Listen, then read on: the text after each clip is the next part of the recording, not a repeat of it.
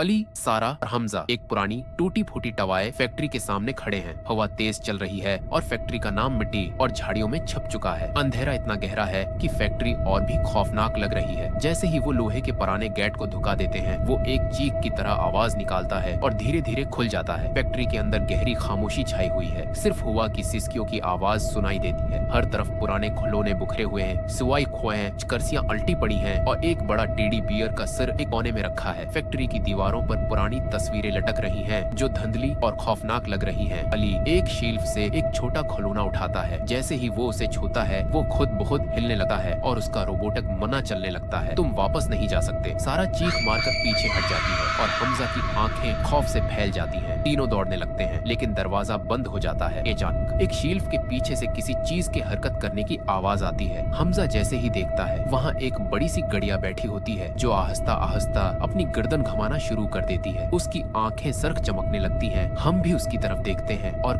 कमरे में हल्की सी सरगोशी की आवाज गूंजती है। एक छिपे हुए रास्ते से तीनों नीचे एक बेसमेंट में गिर जाते हैं। नीचे सिर्फ एक मध्यम सर्ख रोशनी है। हर तरफ खिलौने बिखरे हुए हैं, जिनके चेहरे चीरा हुआ है। एक बड़ा मैकेनिकल जोकर का मुजस्मा बेजान पड़ा है, लेकिन ऐसा लगता है जैसे वो उन्हें घूर रहा हो। अचानक जोकर जिंदा हो जाता है और जोर जोर से हंसने लगता है। पुराने खिलौने भी हलने लगते हैं। सारा एक पुरानी डायरी उठाती है, जिसमें लिखा होता है कि ये फैक्ट्री का मालिक बच्चों पर तजुर्बात करता था। उनकी रूहें अब उन खिलौनों में कैद हैं। तीनों जोर जोर से दरवाजा खोलने की कोशिश करते हैं, लेकिन जोकर उनकी तरफ बढ़ने लगता है। अचानक फैक्ट्री की एक टूटी हुई खिड़की में एक खौफनाक टेडी बियर उन्हें घूर रहा होता है। सारा की आंखों में अब भी खौफ था। अली ने अपने हाथ में वही छोटा खिलौना पकड़ा हुआ था, जो अंदर हरकत कर रहा था। अब वो खामोश था, लेकिन उसकी आंखों में हल्की सी सरकी चमक रही थी। एक खुफिया सुरंग उनके सामने खुलती है, जिससे वो भाग निकलने में कामयाब हो जाते हैं।